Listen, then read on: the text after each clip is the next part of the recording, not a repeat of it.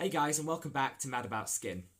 So today's video, we're going to be talking about the do's and don'ts of skincare. So taking things right back to basics, and I'm going to be highlighting 3 absolute musts for caring for your skin and 3 things that you just have to avoid.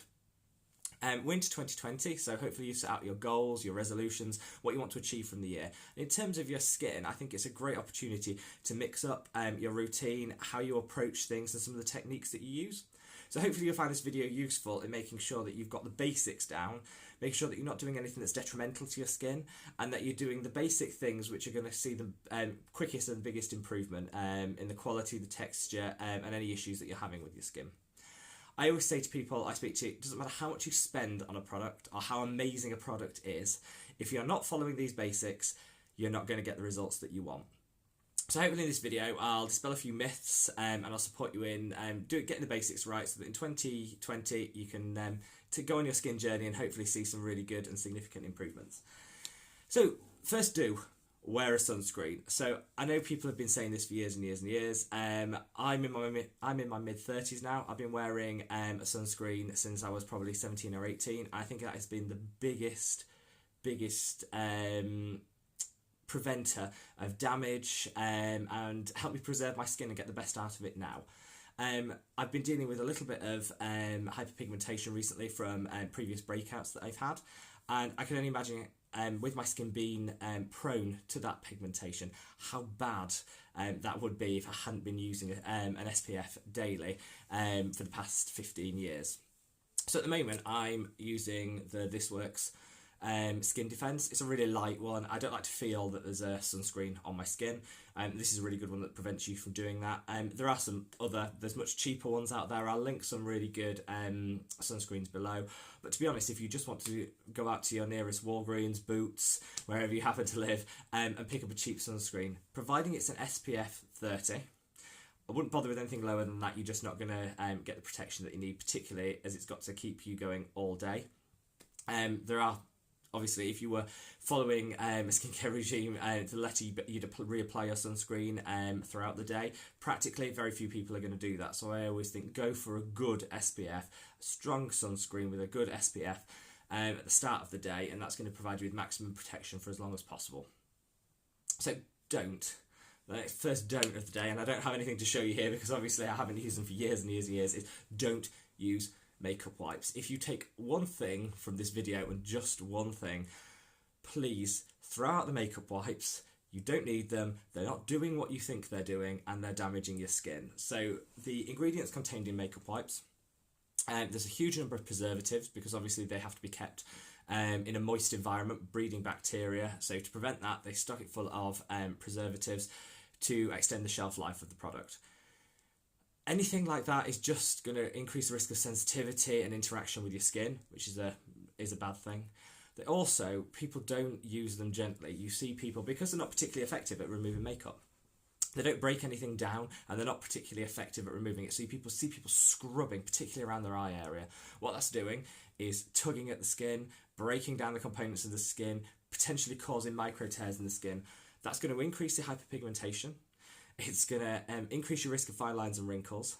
And worst of all, any bacteria that you have on your skin, which you're going to have quite a bit because this is usually people's first step in their cleansing routine. You're just smearing that across the face, possibly in the eye, possibly across the face.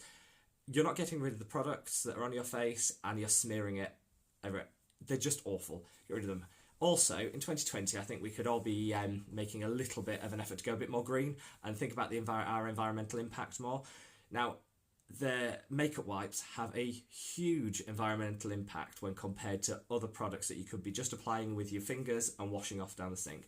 They have to go somewhere. They get flushed, end up on our beaches, in our rivers, in our seas, or they get thrown away and end up in landfill. They're just bad. So if you can take one thing away, stop tugging at your skin, ditch the makeup wipes, get a really good balm cleanser, or if you'd prefer something else, a gel cleanser is absolutely fine as well. It depends on your skin type and what you want to get out of it, but whatever you do, ditch the makeup wipes.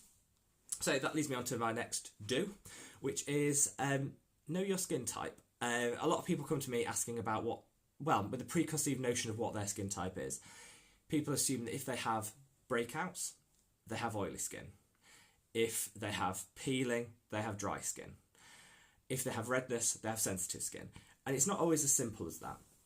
Often, people with acneic skin can be caused by hormonal imbalances or changes to diet, allergies, things like that, rather than an excess sebum production. Similarly, people that have dry skin actually might just have dehydrated skin. The two things are very different. So I think understanding what your skin type is, and also, and this is particularly an issue as we get older, you might have multiple skin types on the same face. So I'm particularly oily down my T-zone, but I can get red and sensitive here and here. And for that, you might need different products to tackle different things. So I think really take some time to read up online. There's some great links, there's some great articles from dermatologists online where you can understand what your skin type is, what you can do to combat that or enhance it to achieve what you want to achieve.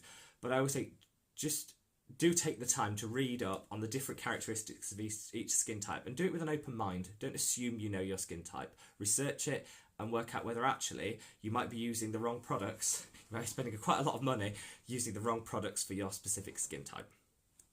So that moves on to, when we're talking about products, to my next don't, which is don't just use your partner's products. So we have a tendency to share when we're living together. You share your products, you might run out of yours, you'll nick your partner's products and vice versa. I don't think having communal skincare is always the best way forward, particularly because you might have two completely different skin types. So often men and women have very different skin types, very different skin composition. Different products work differently, and particularly around the thickness of the skin and the level of tolerance for certain exfoliants is one example. Similarly, you might be in a same-sex relationship. That still doesn't mean you should be sharing each other's products, because actually two people of the same age, the same ethnicity, with the same diet can have two completely different skin types. And so what I'd say is find your routine. Now, if you have common components that work across both routines, great, share. But sit down and work out your routine and what you want to achieve from your skin. Don't just grab the nearest product in the bathroom, lather it on and think that that's going to work as well as something that can be more tailored to your specific skincare needs. So my next do would be taking the skincare down the neck. I always say to people, take the skincare as low as you want to go. So obviously start from here, work down, include the neck. If you want to take it onto the chest, absolutely. The areas of skin that you're going to expose, particularly in the summer months, you want looking their best. The skin on your chest and on your face get exposed to sun. Obviously, in winter less so, but during summer, it gets exposed to sun in the same way. Taking your SPF down there, take your skincare products down. The neck is one of the first areas to show signs of aging, that and the eye area. And yet we always seem to stop just at our chin level. So I always say to people, people have learned a lesson about making sure they take their foundation onto their neck so you don't have that harsh line. Do the same with your skincare. Take your skincare head through to the neck and the chest area, and you'll start to see, obviously you'll see an improvement in the skin, but you'll also delay the signs of aging, particularly on the neck, which is really important. So moving on to my final don't is please don't scrub your skin. We still live in we live in a world where we have hundreds of different exfoliants to choose from. Exfoliating is great for the skin. It takes away those dead skin cells. It will leave vibrant skin beneath. It's a fantastic way of increasing the luminosity and getting that glow back into your skin that we all crave. However, there's two types of exfoliation. There's manual exfoliation. That's the scrubs, the beads, the grit that you feel in a product. And there's a chemical exfoliation. As human beings, we have a tendency to prefer the manual exfoliation because we have a desire to see things that feel things are working. A chemical exfoliant, because it doesn't always tingle, a lot of them are more gentle and to be used over a long period of time. Because it doesn't tingle or sting, we feel it's not doing anything for us. Manual exfoliation, you can feel that grit and that rubbing in the skin, and we think that's great, that's definitely doing something, that's sanding down our skin, resurfacing it. All it is doing is creating micro tears in the skin. So when you create micro tears, it increases the risk of inflammation in the skin because obviously your body then seeks to heal that area and can create hyperpigmentation on the back of that. It can make you increase your likelihood of sun sensitivity. And more than that, it's just damaging your skin. We want your skin to be healing, we want it to be at its best. Damaging it is not the solution. So use a chemical exfoliant. I spoke on my channel. I will link a video below that I did on the Ordinary, because they have a fantastic chemical exfoliant. It's an AHA chemical exfoliant. If you have particularly oily, acneic skin, you might want to go for a BHA, salicylic acid exfoliant. They do the same thing. Obviously, one is just more tailored to drawing out oil in your skin. The other will be just resurfacing, as you to cut down on any dead skin cells that might be sitting on the top. In a nutshell, what a chemical exfoliant will do is it eats away at the bonds between the dead skin cells, which are holding them onto your skin, releases them, and lets the fresh skin underneath shine through. Some of them, depending on which product you choose, the Ordinary one, the glycolic acid toner, is suitable for use daily.